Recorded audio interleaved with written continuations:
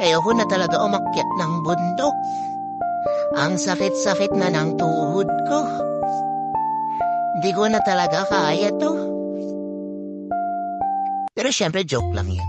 Ano kaya maganda akyatin sa susunod? Parang may nakita akong bagong boss eh. Teka, check ko nga muna. Diyan na kayo. Bye-bye.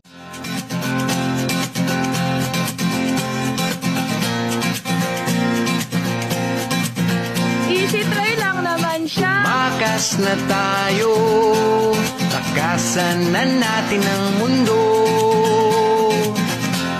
Magtago papalayo sa mas tahimik at payapang mundo. Umubulong ang hanging amihan at huni ng ibon.